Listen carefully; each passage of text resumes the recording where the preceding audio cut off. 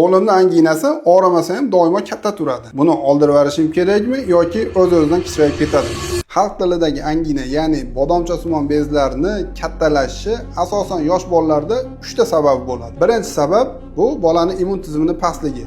Immun tizim pastligi hisobiga bolada ko'p yallig'lanishlar bo'ladi. Bu bodomchasimon bezlarda ham o'z-o'zidan yallig'lanish ko'pligi hisobiga ko'p ishlab kattalashib qoladi. Ikkinchi sabab bu bolani burun orqali yaxshi nafas olmasligi, ya'ni burundan nafas olmasa, bevosita og'izdan nafas oladi.